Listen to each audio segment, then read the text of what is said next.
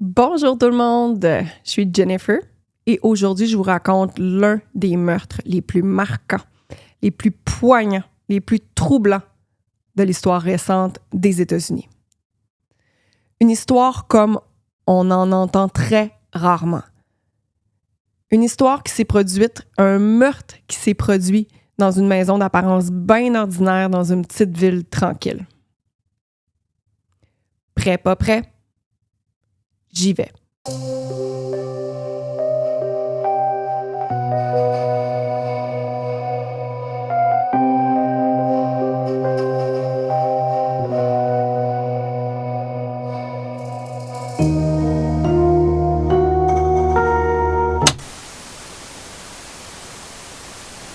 Alors, l'histoire s'est produite dans la ville de Moscow, en Idaho, dans la nuit du 12 au 13 novembre 2022.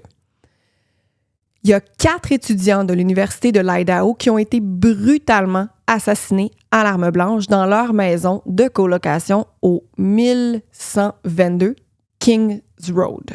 Je suis pas sûre. La bonne réponse va être là.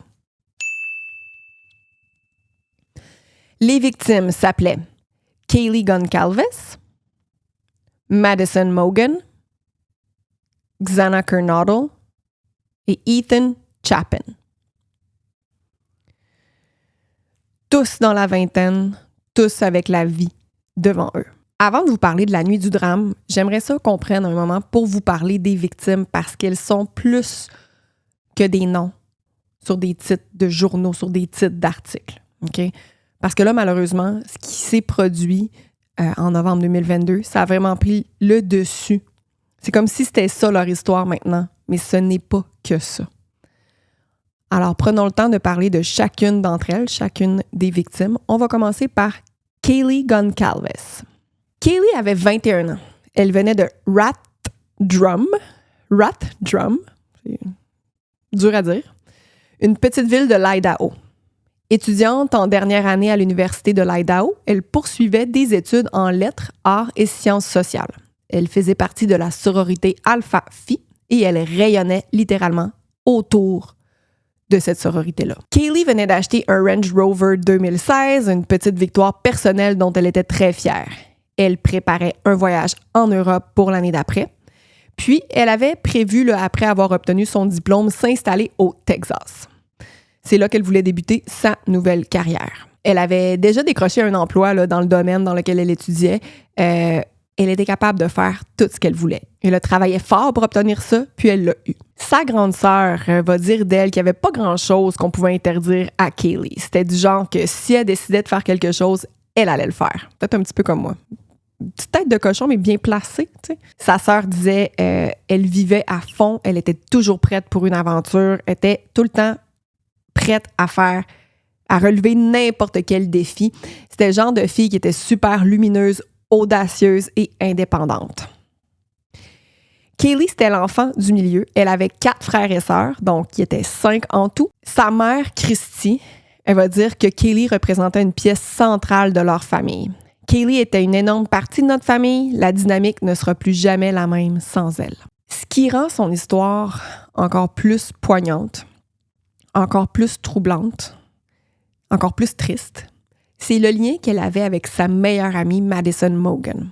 Les deux ont grandi ensemble. Les deux habitaient dans la même maison sur King Road et les deux sont décédés ensemble.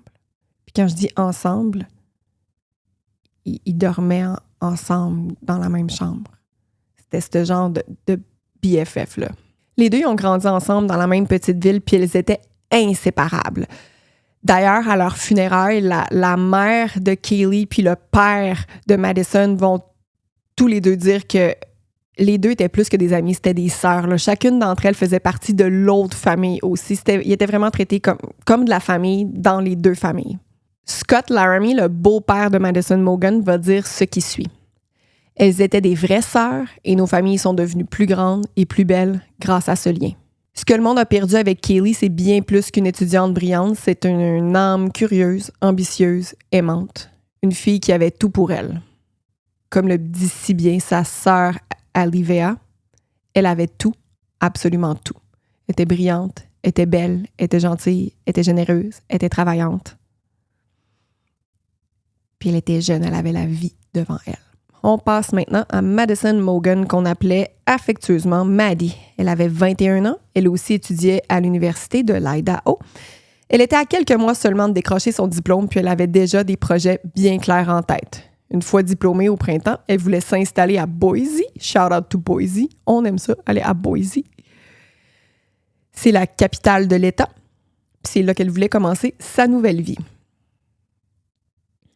Maddie, elle avait le cœur sur la main, elle avait un excellent sens de l'humour, puis selon ses proches, elle s'assurait tout le temps que tout le monde avait quelque chose à manger. Hein. Si t'allais chez eux, c'est sûr qu'elle allait te forcer à manger quelque chose. Elle voulait que les gens aient le ventre plein. C'était sa manière de dire « je t'aime ». Elle adorait la couleur rose. Moi aussi, j'adore le rose. Elle adorait la couleur rose, puis tous les petits détails là, de décoration super joyeux, puis qui mettent un petit peu de pop. Puis, elle utilisait ses talents en marketing pour aider un restaurant du coin. Là. Elle s'occupait d'ailleurs de leurs réseaux sociaux. Elle faisait ça juste parce qu'elle était généreuse, elle avait une bonne âme, puis elle aimait ce restaurant-là. Donc, elle leur donnait un coup de pouce côté marketing. À la cérémonie commémorative de décembre, son père, Ben Mogan, il a pris la parole avec une émotion difficile à contenir, puis il a dit « Elle représentait le monde pour nous ». Puis, il y avait évidemment que les funérailles étaient d'une tristesse incroyable. Quand son chum, qui s'appelle Jake, a pris la parole, ça faisait 2 ans qu'elle était avec Jake, il est allé parler devant tout le monde. Il a dit que Maddie était sa meilleure amie, qu'elle était la première personne à qui il parlait chaque matin et la dernière avec qui il parlait chaque soir avant de s'endormir. Je l'ai dit tantôt, mais Maddie et Kaylee étaient inséparables. C'était 2 âmes sœurs, 2 amies d'enfance, 2 meilleures amies, étaient liées pour la vie, puis malheureusement dans la mort aussi. Ça n'a pas d'allure. On va passer maintenant avec Xana Kernodle, qui avait 20 ans en 2022. Xana, c'était une jeune femme pleine d'énergie, d'humour et de lumière. Elle avait ce don rare. Elle illuminait une pièce simplement en y rentrant. Tu pouvais sentir son énergie, sa vibe était bonne. Était drôle. Tu le savais quand elle était là, mais pas parce qu'elle voulait de l'attention, juste parce qu'elle dégageait de quoi de bon. Sa grande sœur Jasmine le décrit avec tendresse pendant un hommage lors des funérailles. Elle dit « On rencontre rarement quelqu'un comme Xana. Elle était drôle, toujours positive et aimée de tous. Elle aimait tout autour d'elle. Elle m'a rendue si fière d'être grande sœur. J'aurais tellement aimé avoir plus de temps avec elle. Elle avait encore tant à vivre. » Xana est en 3e année à l'université de l'Idaho. Elle aussi, elle étudiait en marketing, comme Madison. Elle étudiait au sein du College of Business and Economics. Economics? Elle était aussi membre d'une sororité, je pense que c'était Pi Beta Phi. Très impliquée dans la vie étudiante, elle formait avec ses colocataires une petite famille soudée sous le toit du 1122 Kings Road. Avant d'aller à l'université, au secondaire, Xana était tellement impliquée dans la vie scolaire. Écoute, elle faisait du soccer, de l'athlétisme, elle faisait du volleyball. Lors de la remise de diplôme, elle avait décoré son mortier de fleurs, de papillons, puis d'une phrase qui la résumait vraiment bien, selon ses proches. « Pour les vies que je changerai ». Xana a travaillé comme serveuse au restaurant Mad Greek à Moscou. Elle travaillait à temps partiel pendant qu'elle étudiait à temps plein. Puis elle travaillait là avec Madison. Xana aimait bien la musique électronique, elle aimait aussi voyager, chose qu'elle faisait de temps en temps avec son père et ses sœurs.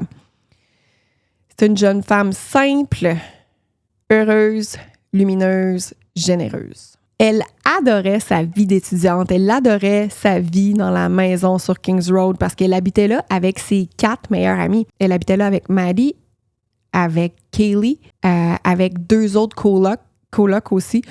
Donc, il était 5 au total dans cette maison-là, puis c'était vraiment le fun. Ils vivaient vraiment leur début de vie d'adulte. L'université allait se terminer, ils voyaient leur avenir. Elle voyait son avenir devant elle, mais les autres aussi. Elle avait un chum, Ethan, qu'elle aimait beaucoup. D'ailleurs, Ethan, il habitait pas là, mais il était là ce soir-là, puis c'est une autre des victimes aussi. Alors, voici quelque chose que sa sœur Jasmine a dit à propos de Xana. « Sa perte a été la plus difficile que j'ai jamais traversée. Mon cœur est brisé, mais j'ai reçu tellement de récits touchants à propos d'elle et de ses colocataires. Ça m'a rempli de joie de savoir à quel point elle était bien entourée. On passe maintenant à son petit copain, le petit copain de Xana, Ethan Chapin. Ethan, c'était le genre de personne qui rendait le monde un petit peu plus doux. Il était super gentil. Il était jeune, il avait 20 ans et c'était un triplet. Il y avait une sœur et un frère. Les trois ensemble étaient des petits triplets. Donc, je disais que Ethan, c'était le petit ami de Xana. Les deux ensemble formaient un duo inséparable. Ils étaient super complices. Ils faisaient tout ensemble. C'était aussi des meilleurs amis. Puis ce soir-là, ils vont perdre la vie, malheureusement, ensemble. Donc, je disais que Ethan était triplet. Son frère et sa sœur fréquentaient la même université que lui. Et son frère faisait partie de la même, c'est pas sororité, fraternité à l'université de l'Idaho. La fraternité, c'était Sigma Chi. Donc, lui, il est arrivé à l'université en 2021, puis se spécialisait en gestion des loisirs, du sport et du tourisme. Il adorait la NFL, il aimait bien écouter de la musique country. Au secondaire, il jouait au basketball, au tennis. C'était un grand sportif. C'est le genre de gars qui était toujours prêt à aider, qui riait facilement, il était simple. Il n'était pas compliqué. Il y a un de ses amis qui va dire ce qui suit. Il faisait en sorte que la vie de tout le monde soit un peu plus meilleure. Il n'y avait rien de mauvais en lui. Il était 100% pur, honnête. C'était juste une personne exceptionnelle. Il y a tellement beaucoup de beaux témoignages pour ces 4 beaux jeunes étudiants. Ça n'a aucun bon sens. C'est tellement une tragédie incompréhensible, d'une tristesse là, immesurable. J'ai suivi ce cas-là. Depuis que c'est arrivé, j'ai vraiment suivi cette histoire-là en temps réel, live. Puis ça m'a vraiment marqué. 4 beaux jeunes adultes qui sont morts d'une manière atroce, inexplicable, qui avaient vraiment la vie devant eux. C'est vraiment une tragédie. La mère d'Ethan va dire ce qui suit. « Nous sommes éternellement reconnaissants d'avoir passé autant de temps avec lui. S'il vous plaît, passez du temps avec ceux que vous aimez. Le temps est précieux, on ne peut pas le récupérer. » La maison sur Kings Road avait une architecture assez particulière, OK? C'était une colocation étudiante à plusieurs niveaux avec plusieurs entrées, dont une porte coulissante en verre à l'arrière. C'est une configuration qui laissait plusieurs accès et qui, cette nuit-là, a joué un rôle déterminant. Alors, voici une animation pour nous permettre de mieux visualiser l'emplacement de tout le monde dans la maison. On commence à l'étage du haut, dans la chambre de Maddie. Les 2 filles, là, Kaylee et Maddie, dormaient ensemble. Kaylee est au fond, puis Maddie est sur le bord.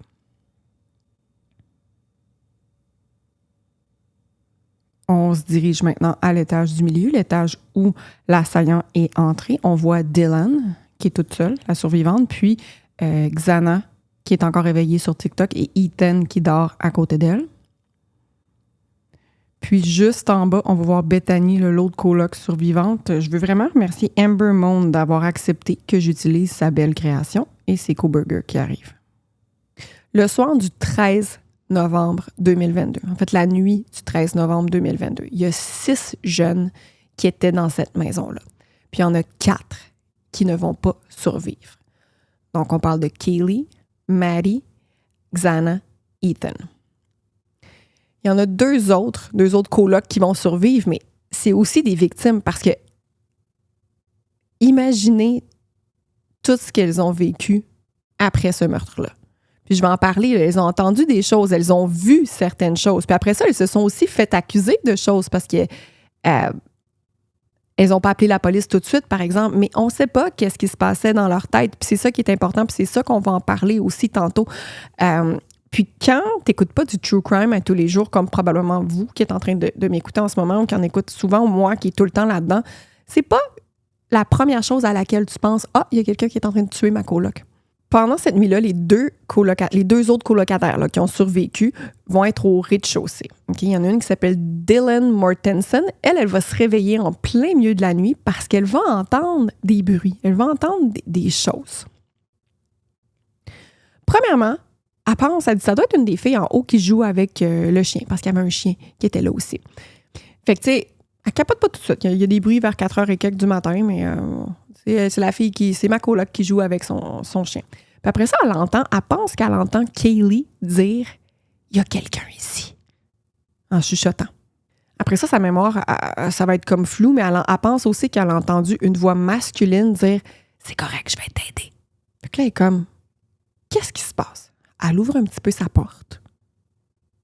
Elle regarde par la craque de la porte. Puis là, elle voit un gars qui passe direct devant sa chambre. Okay? Un gars qui passe direct devant sa chambre. Il y a un masque de ski noir là, sur le bas du visage. Fait que tu ne pouvais pas voir son nez puis sa bouche.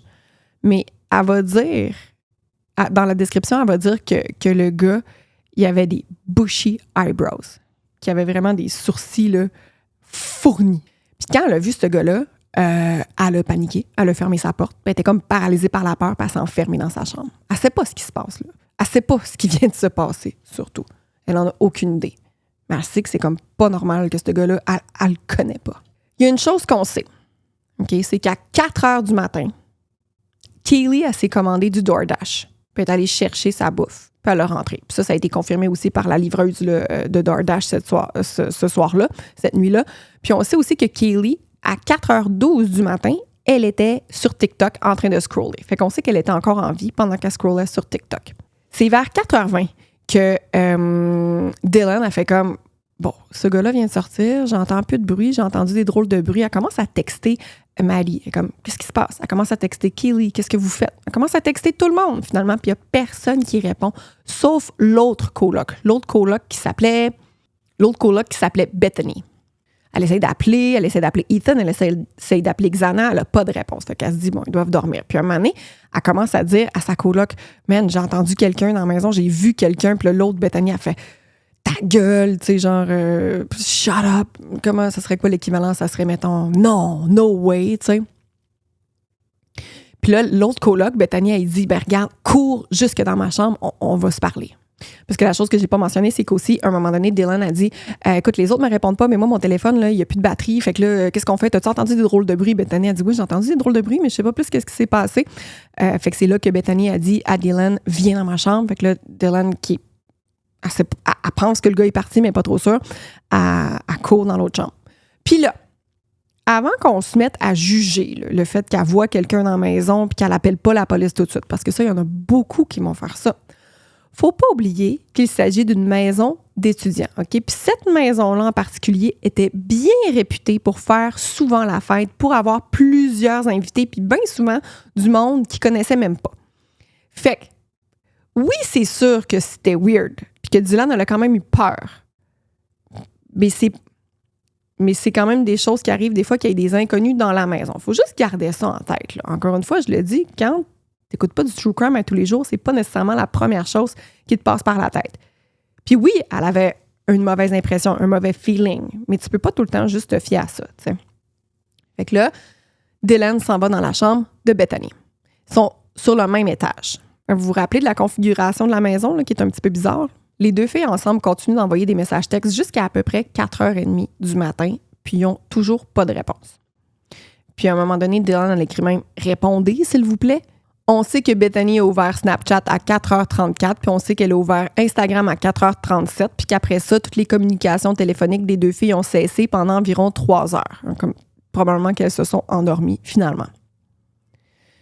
Puis c'est le lendemain matin que la police va être appelée.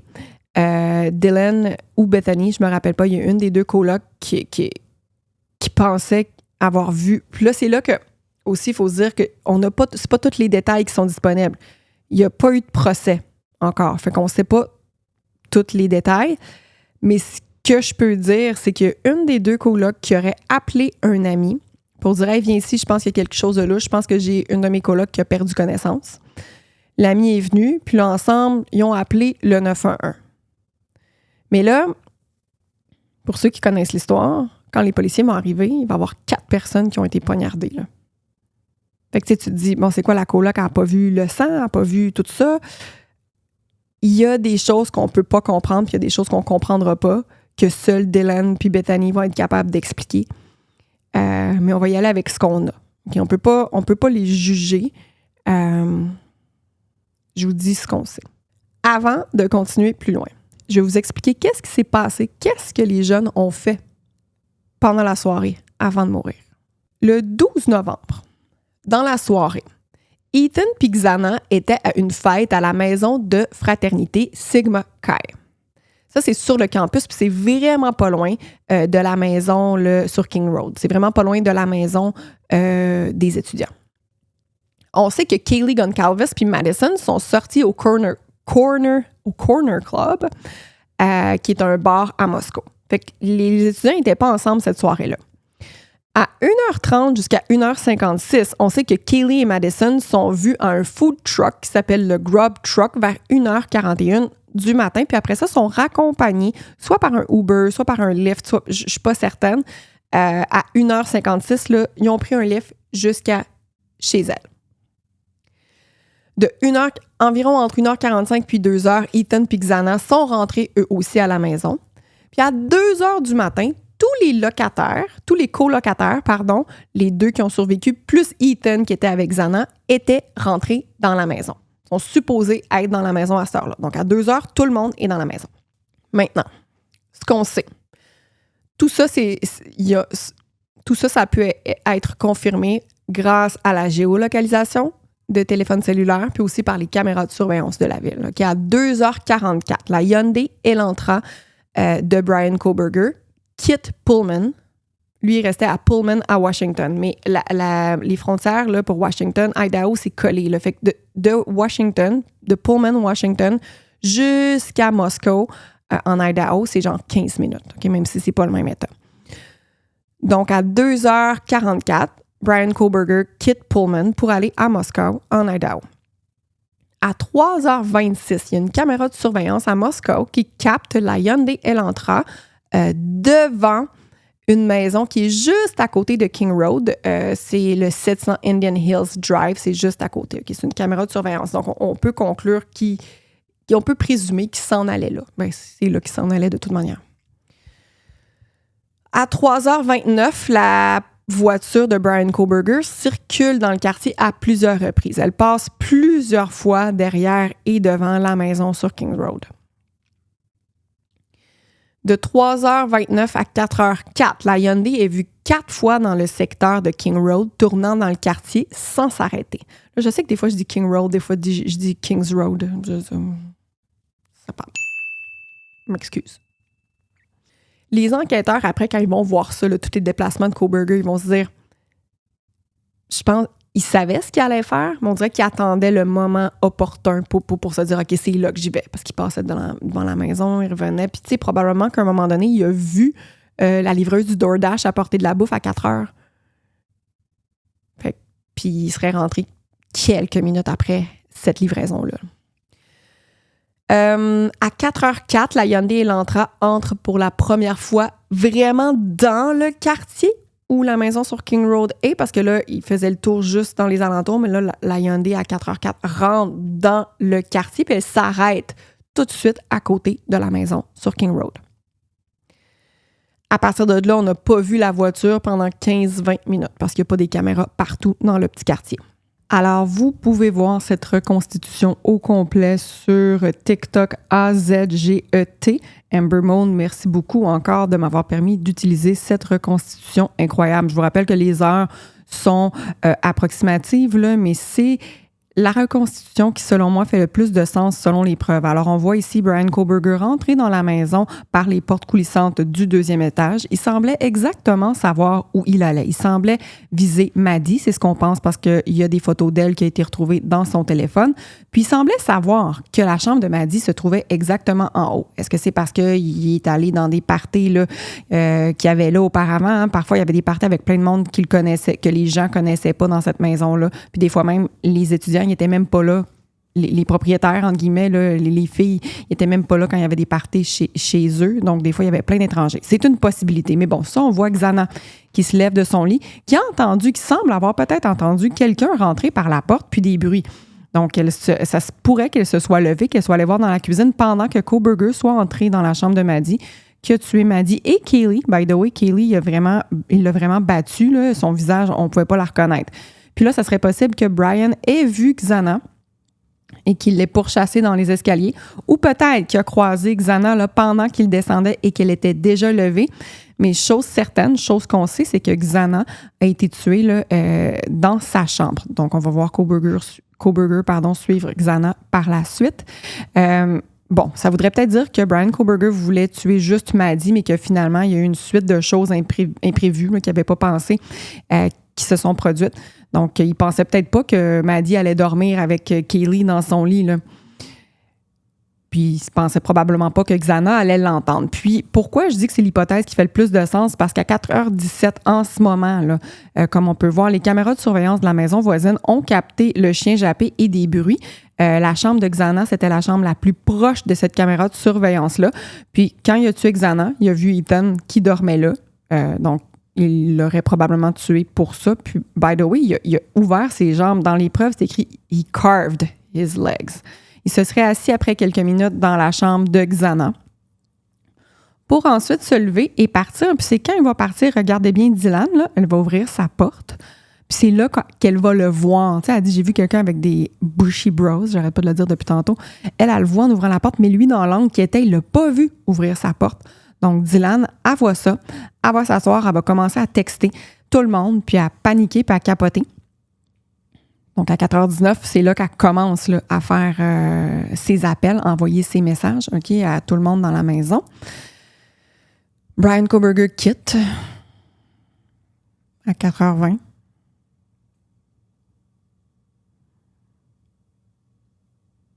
Puis là, c'est là, on peut voir qu'elle texte tout le monde dans la maison. Là. Qu'est-ce qui se passe? Est-ce que vous êtes correct? Puis elle capote, puis elle texte en bas, c'est Bethany qui est là, en bas à gauche, là. Bethany, la deuxième coloc survivante. Fait que c'est là que Dylan, elle sort de sa chambre, parce que Bethany, elle a dit, viens me rejoindre en bas. C'est là que Dylan sort de sa chambre, puis qu'elle va voir Xana comme ça. Mais à ce moment-là, Dylan, elle va le dire, là, elle était en état d'ébriété, ses souvenirs sont flous, puis elle pensait que Xana était juste saoule, puis qu'elle s'était endormie là. OK? On se rappelle que ce sont des étudiants sur le party un petit peu, là. Donc, voilà, encore une fois, merci beaucoup Amber Moon pour cette reconstitution.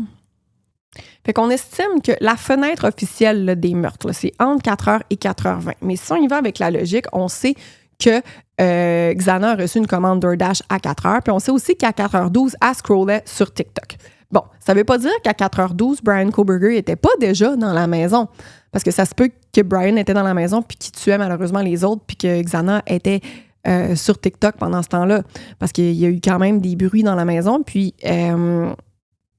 c'est juste que on sait qu'il partait vers 4h20. Je vais en parler tantôt. Fait que c'est sûr que ça il laisse vraiment pas beaucoup de temps pour faire les meurtres, mais il a vraiment été là. Il a vraiment fait ça à la vitesse de l'éclair. Là. Il est allé là, il avait un but en tête puis il savait ce qu'il voulait faire. Là. Il n'y avait pas de doute sur ses intentions ici. À 4h17, il y a une caméra voisine qui capte des sons. Elle capte premièrement les sons d'un chien qui jappe, puis des drôles de bruits comme des gémissements de douleur. 4h17. C'est vers 4h20 que Dylan va commencer à appeler ses colocs de manière frénétique puis à les texter. Là. Elle a vu Kohberger sortir. Elle ne sait pas à ce moment-là. Il n'y a personne qui sait à ce moment-là que c'est Bryan Kohberger. Puis c'est à 4h20 que la Hyundai Elantra est filmée puis qu'on la voit là, quitter le quartier là, mais à une vitesse genre... qui s'en va là, super rapidement. Puis à 5h25, la Hyundai est revenue à Pullman, à Washington. 4h20, la Hyundai sort. 5h25, la Hyundai rentre chez Bryan Kohberger. Mais là, je veux juste vous dire que de Moscow, en Idaho, jusqu'à Pullman, à Washington, c'est genre 15 minutes. Puis là, ça lui aurait pris 1 heure. Fait qu'il a fait des détours. Puis là, c'est là que vous allez voir une image avec tous ces déplacements. Okay? Puis je vous... regardez ça. Il a vraiment fait un méga détour là, pour se rendre chez lui. À 2h42, on sait que le téléphone... Regardez numéro 1, là. Que le téléphone de Bryan Kohberger... On part du début.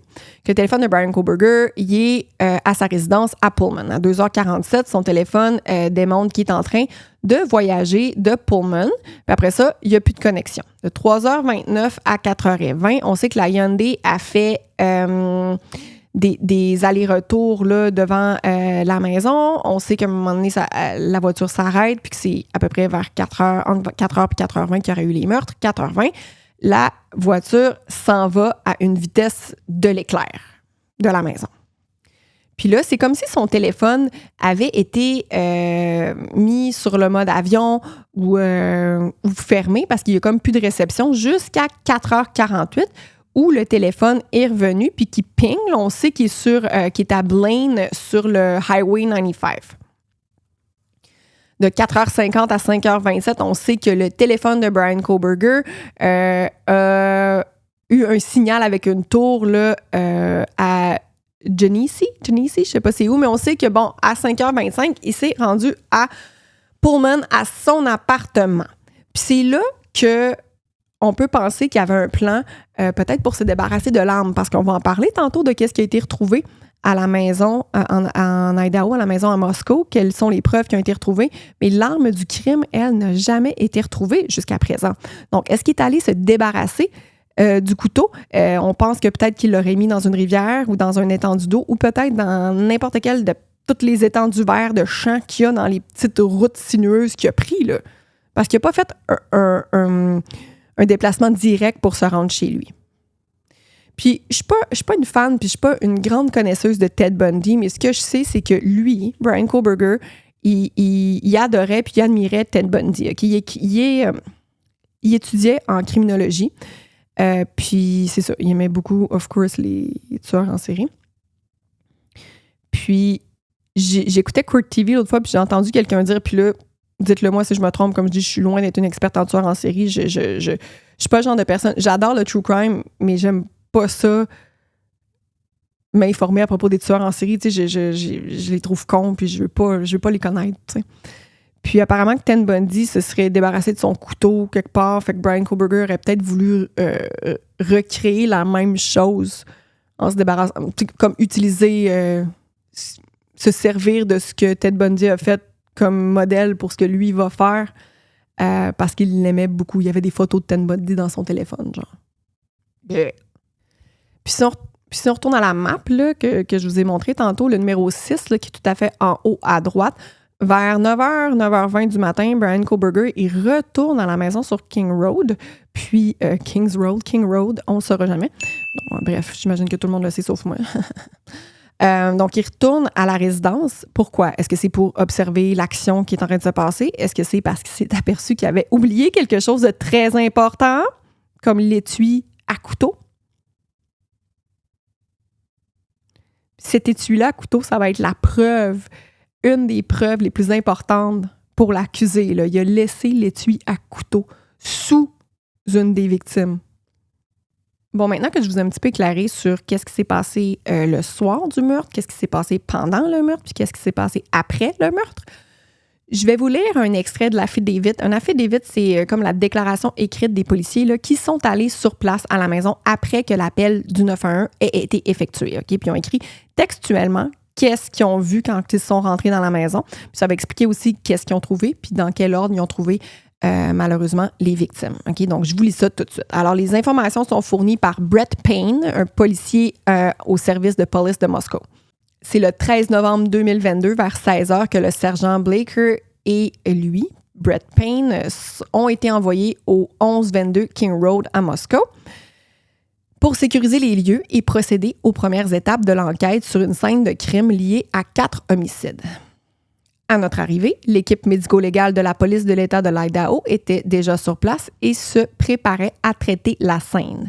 L'agent Smith, l'un des premiers à être intervenu, m'a proposé de faire visiter les lieux. Entrer dans la maison. Nous sommes entrés par la porte située au niveau inférieur sur le côté nord du bâtiment, puis nous sommes montés à l'étage du milieu, le deuxième étage.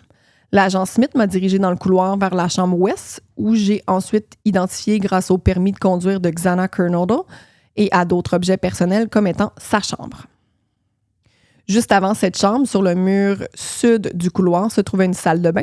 En m'approchant de la pièce, j'ai pu apercevoir un corps allongé au sol, plus tard identifié comme étant celui de Xana Kernodle. Elle était décédée, présentant des blessures compatibles avec une arme blanche. Dans la même chambre se trouvait un homme plus tard identifié comme Ethan Chapin. Lui aussi était décédé et son autopsie, datée du 15 décembre 2022, a conclu à des blessures causées par un objet tranchant. À l'étage supérieur maintenant, nous avons ensuite monté les escaliers vers le 3e étage qui comprenait 2 chambres et une salle de bain. La chambre située à l'ouest de cet étage a été identifiée comme étant celle de Kaylee Goncalves. D'après la caméra corporelle d'un autre agent, un chien se trouvait dans cette pièce lors de l'intervention initiale. Il appartenait à Kaylee et à son ex-petit ami, Jack Ducoeur. Jack m'a confirmé lors d'un entretien que le chien appartenait bien à Kaylee. À l'est du 3e étage se trouvait une petite salle de bain attenant à la chambre de Madison Mogen située dans le coin sud-est. En entrant dans cette pièce, j'ai vu 2 femmes allongées dans un seul lit. Il s'agissait de Kaylee Goncalves et Madison Mogen, toutes 2 décédées avec des blessures visibles par arme blanche. C'est tellement fucking triste. Les 2 meilleures amies dormaient ensemble. Puis Xana et son chum dormaient ensemble. Puis tout le monde est mort en même temps. C'est incroyable. C'est fucking incroyable. J'ai également remarqué à droite du corps de Madison, vu depuis l'entrée, ce qui semblait être un étui à couteau de couteau en cuir beige. Ça, c'est très important. Ce couteau-là a été récupéré et portait les inscriptions KA-BAR, USMC, ainsi que l'emblème de le US Marine Corps. L'analyse par le laboratoire de l'État de l'Idaho a permis d'identifier un profil ADN masculin unique sur le bouton à pression de l'étui. Fait que Bryan Kohberger a laissé ses empreintes là, sur le bouton à pression. Puis là, c'est là qu'on va juste clarifier un petit peu comment ils ont réussi à trouver son ADN. Donc, c'est pas l'empreinte digitale qu'ils vont analyser, mais c'est vraiment l'ADN qui a été laissé sur ce bouton à pression-là. Puis l'ADN laissé, on dit les enquêtes... Ça, c'est pas dans l'affidavit, là, c'est pas dans la déclaration de police. C'est vraiment, je vous explique un petit peu plus en détail comment ils ont trouvé son profil d'ADN à Bryan Kohberger, puis c'est super intéressant, surtout, je sais pas s'il y en a qui connaissent 23andMe, Ancestry, puis tout ça. Colin, il en a fait un 23andMe pour savoir, en tout cas, toute son histoire de génétique, là, c'est super intéressant. Moi, je devrais en faire un parce que ma mère est adoptée. J'aurais sûrement des belles surprises. Alors, je vous explique. Les enquêteurs ils ont trouvé un étui de couteau laissé sur le lit de Madison Mogen, sur le bouton à pression de cet étui-là. Les experts du Idaho State Lab ils ont isolé un profil ADN masculin inconnu. Inconnu, ça veut dire qu'il n'est pas dans la base de données là, où tous les criminels connus sont. Donc, à partir de cet échantillon-là, les analystes ont construit un profil génétique complet qu'ils ont ensuite comparé aux bases de données accessibles. Ça n'a pas été détaillé officiellement dans les documents judiciaires publics, mais il y a plusieurs sources proches de l'enquête, comme le New York Times, qui ont confirmé que les enquêteurs ont utilisé un arbre généalogique construit à partir d'un profil d'ADN familial. Ça veut dire que même si Bryan Kohberger n'avait jamais soumis son propre ADN à une base de données commerciale, il y a un parent éloigné à lui qui pourrait l'avoir fait via des plateformes comme GEDmatch ou Family Tree DNA qui permettraient l'accès aux autorités. Contrairement à, ça je savais pas, 23andMe et Ancestry, ils permettent pas l'accès. Donc, les liens génétiques indirects, les enquêteurs ils ont pu identifier une correspondance ADN partielle avec un parent éloigné de Bryan Kohberger. En croisant les données généalogiques, la zone géographique, l'âge et d'autres critères, ils ont pu restreindre la recherche jusqu'à Bryan Kohberger. C'est fou aujourd'hui, là, la technologie, j'en reviens pas. Puis bon, un coup qu'ils l'avaient dans leur mire, parce que ça a pris quelques semaines, hein, quand ce meurtre-là a eu lieu, là, tout le monde était comme « What the fuck? Qu'est-ce qui se passe? Qui a fait ça? » Puis tout le monde avait peur sur le campus. C'est une maison qui était hors campus, mais tout de même, tout le monde de l'université de l'Idaho était terrifié. Tout le monde dans les alentours aussi.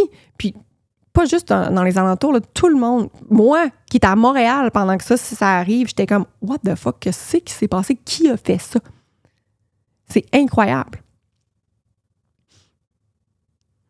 Fait qu'une fois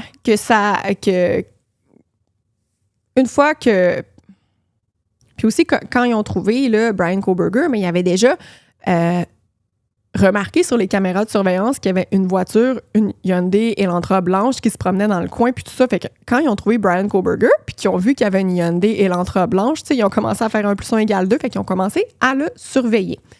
Puis, quand il a été identifié comme suspect, bien, les enquêteurs ils ont commencé à le suivre, à surveiller ses déplacements. Puis, à un moment donné, ils ont récupéré un échantillon d'ADN qui a été jeté par son père là, dans les poubelles là, en Pennsylvanie. Ça, on va en reparler, mais il s'est rendu en Pennsylvanie. Fait que ils ont été capables de prendre l'ADN de son père puis de tout lier là, à cet étui à couteau-là qu'il a laissé.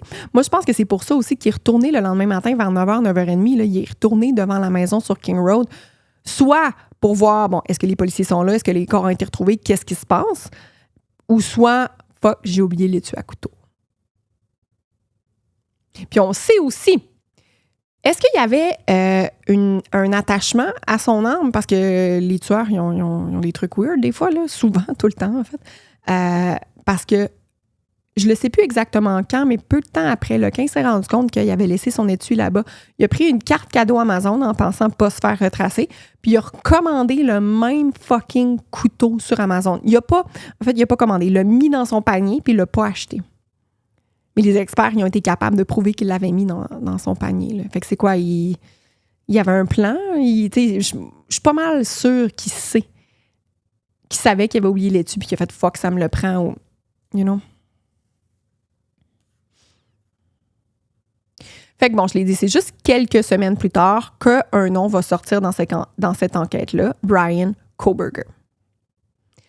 Il avait 28 ans, il étudiait en criminologie à l'Université de Washington State à Pullman, à moins de 15 minutes de la scène de crime.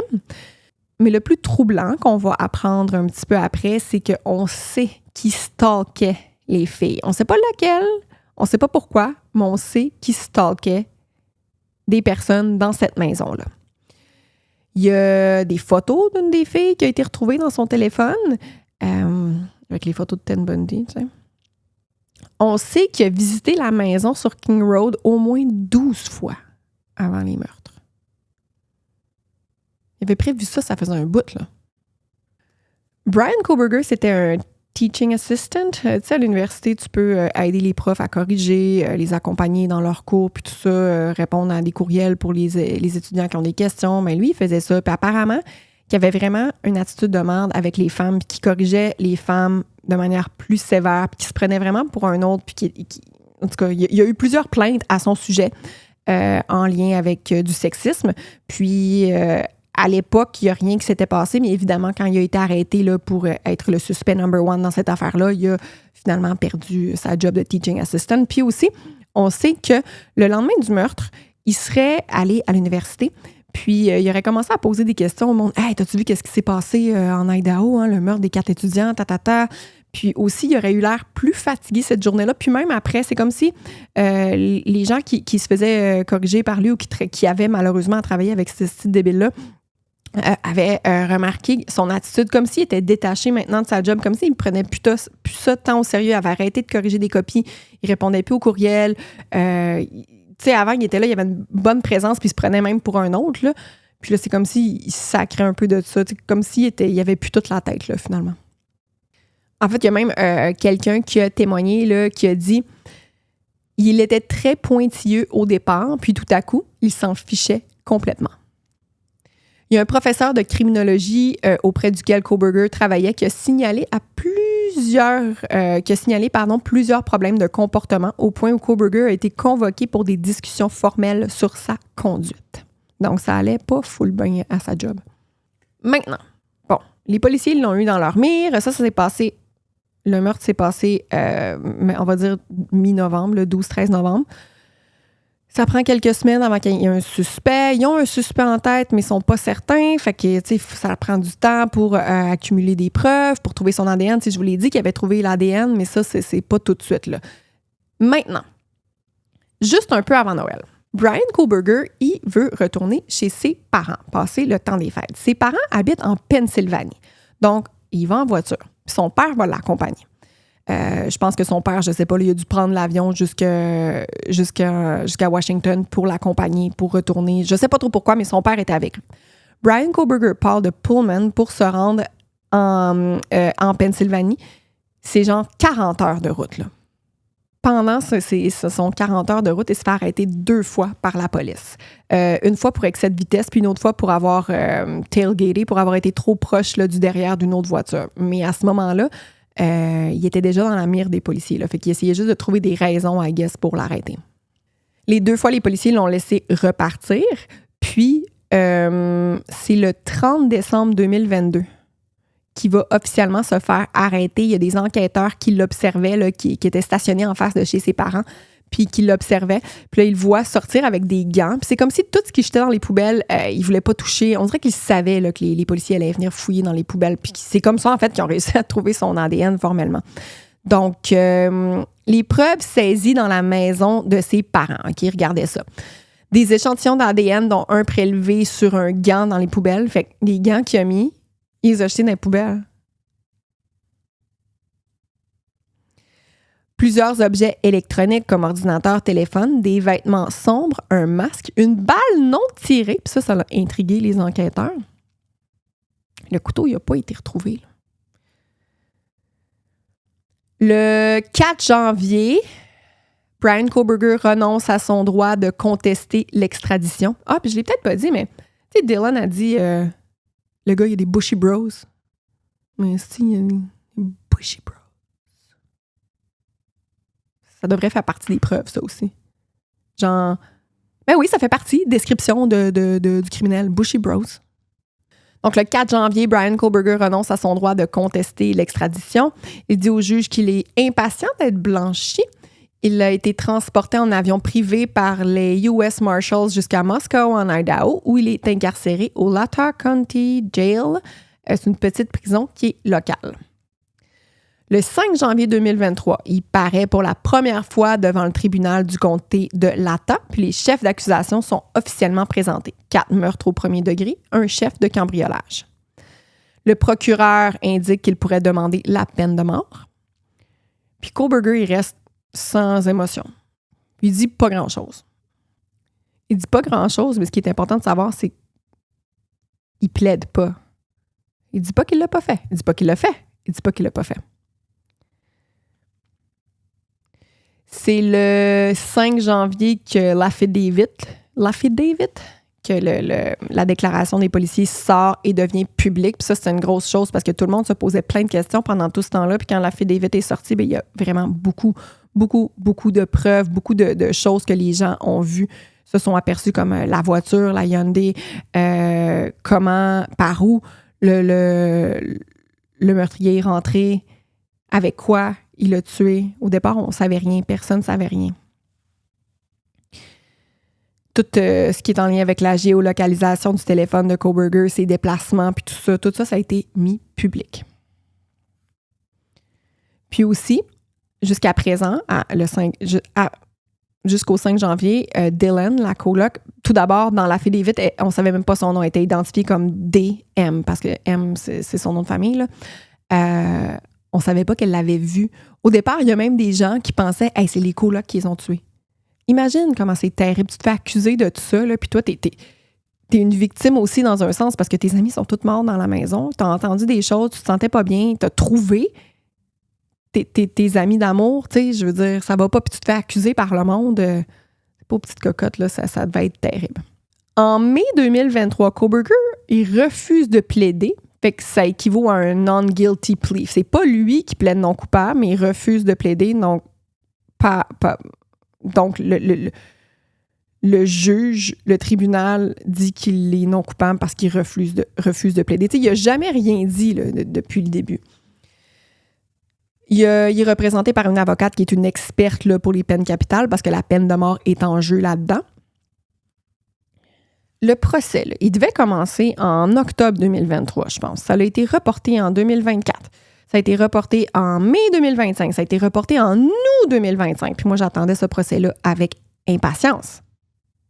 Et finalement, il n'y en aura pas de procès parce qu'aujourd'hui, au moment où on se parle, là, on est le 2 juillet 2025, la journée que j'enregistre ça. Okay?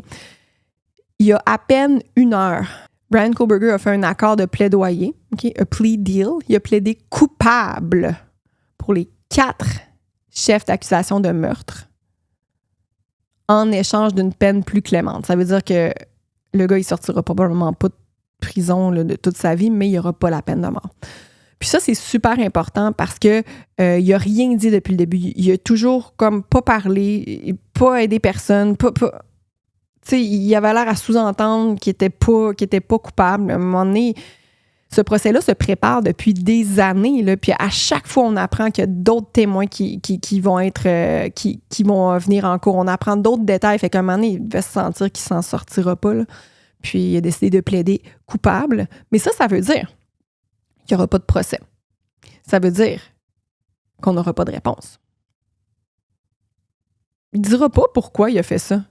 Puis ça imagine les familles. Puis on va en parler des familles aussi parce que ce plea deal-là qui a été fait à la dernière minute, là, les parents, les proches qui ont été au courant là, en même temps que tout le monde, genre la veille que Bryan Kohberger allait aller au tribunal puis dire qu'il était coupable. Fait qu'eux autres, là, ça leur a pas laissé le temps pantoute de se préparer pour se présenter dans la salle de cours. Parce que je peux-tu te dire que ces parents-là veulent le voir en pleine face puis veulent lui parler puis veulent lui dire.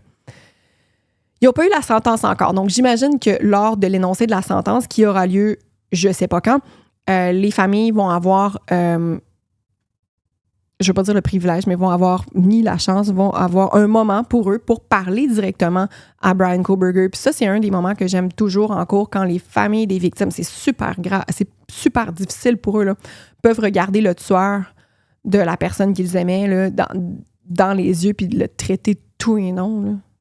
Ça, j'aime ça. Je vais vous lire maintenant, textuellement, un extrait d'un paragraphe qui a été écrit hier. C'est la page Facebook officielle de la famille Goncalves, la famille de Kaylee. Voici ce qu'ils ont écrit sur leur page Facebook quand ils ont su que Bryan Kohberger allait plaider coupable sur toute la ligne. Okay? Le traitement par le bureau du procureur du comté de Latah à notre famille pendant ce processus est quelque chose que je ne souhaite à personne. Nous avons remis en question les décisions au début de l'enquête. Pourquoi le maire commentait-il l'affaire? Pourquoi le coroner parlait-il aux familles? Pourquoi un officier de moins de 2 ans d'expérience menait-il l'enquête? Pourquoi l'Université de l'Idaho était-elle impliquée quand ils ont déclaré que c'était un incident isolé hors campus? Pourquoi l'université a-t-elle été autorisée à écrire un livre sur l'incident alors que d'autres ont été réduits au silence sous un ordre? En conséquence, nous étions des adversaires de marque. Donc, ce n'était pas un choc de voir comment le bureau du procureur du comté de Latah a mal géré l'accord de plaidoyer. Ils ont vaguement mentionné un éventuel plaidoyer vendredi sans solliciter notre avis et ont présenté le plaidoyer dimanche. Le comté de Latah devait avoir une honte de son bureau du procureur. 4 merveilleux jeunes gens ont perdu la vie, mais les familles des victimes ont été traitées comme des adversaires dès le début. Nous n'avons même pas été appelés à propos du plaidoyer. Nous avons reçu un courriel avec une lettre conjointe. C'est ainsi que le bureau du procureur du comté de Latah traite les familles des victimes de meurtre. En ajoutant l'insulte à la blessure, il précipite le plaidoyer, donnant aux familles un seul jour pour se coordonner et comparaître au palais de justice pour un plaidoyer le 2 juillet. Ils se prennent pour qui? Après plus de 2 ans, c'est ainsi qu'il se termine par un accord secret et un effort précipité pour clore l'affaire, sans aucune contribution des familles des victimes sur les détails du plaidoyer. Notre famille est frustrée en ce moment et cela va s'apaiser et nous nous réunirons comme toujours pour faire face à la réalité à laquelle nous sommes confrontés pour avancer. Une fois de plus, nous remercions tout le monde pour leurs pensées et prières. Ça crève le cœur. Ça crève vraiment le cœur. Bryan Kohberger, le juge l'a regardé dans les yeux puis lui a dit aujourd'hui, tantôt, là, le 2 juillet, pour chaque victime, il a dit par exemple, est-ce que vous plaidez... est-ce que vous acceptez de plaider coupable d'avoir rentré dans la maison sur Kings Road et d'avoir enlevé la vie, par exemple, de Xana Kernodle, un être humain, de manière préméditée? Il disait oui. Il y avait vraiment aucune émotion dans sa voix. La maison sur King Road, au départ, ça a commencé que quand elle a été, en 2022, là, quelques jours après le meurtre, elle a été censurée sur Google Maps. Après ça, elle a été détruite. Puis quand elle a été détruite, là, je capotais, puis bien du monde capotait. C'était comme, hey, toutes les fucking preuves qu'il y a là-dedans, là, le propriétaire l'a vendue à l'Université d'Idaho, puis l'Université d'Idaho a décidé de la détruire. Quand ils ont sorti toutes les choses de la maison, là, ça crevait le cœur aussi parce que tu avais des matelas pleins de sang. C'était terrible. C'est vraiment une histoire qui est venue me chercher au plus profond de mon cœur, une histoire qui est triste, une histoire qui est inexplicable. Puis, je peux pas parler pour les familles, je peux juste me mettre un peu à leur place. Puis, d'un sens, je serais fucking contente que, OK, ça soit fini, tu sais, on n'en parle plus, il a plaidé coupable, mais en même temps, ils n'ont aucune réponse. Pourquoi il a fait ça? On ne le saura jamais, à moins qu'il décide de le dire. Là, quand il va annoncer la sentence, il pourrait parler, peut-être qu'il va écrire quelque chose puis qu'il va parler, mais je ne penserais vraiment pas. Depuis le début, qu'il dit « fuck all ». Cette histoire-là est terrible. Merci, gang, d'avoir été à l'écoute. C'est super apprécié. Si vous pouviez vous abonner, ça m'aiderait beaucoup. Si vous mettez un petit like, un commentaire, tout ce que vous pouvez faire, là, ça va aider. Vous pouvez laisser juste un petit emoji, un petit couteau. Ah non, mauvais jeu de mots, un petit cœur.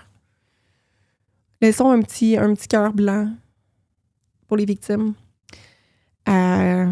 Merci, gang. Puis si vous voulez plus de vidéos, vous pouvez aussi me l'écrire parce que je compte en faire plus. Ces temps-ci, j'ai pris une longue pause, mais je retourne à mes amours. J'aime tellement ça, faire des vidéos pour vous. Alors voilà, pour ceux qui ne me connaissent pas, je suis Jennifer et j'ai un podcast qui s'appelle Côté sombre avec mon mari où je raconte toutes sortes d'histoires de true crime les plus débiles. Puis ce qui ajoute une petite touche aussi, c'est les commentaires de mon mari qui déteste le true crime et qui n'en revient pas. Alors merci d'avoir été à l'écoute, puis bye!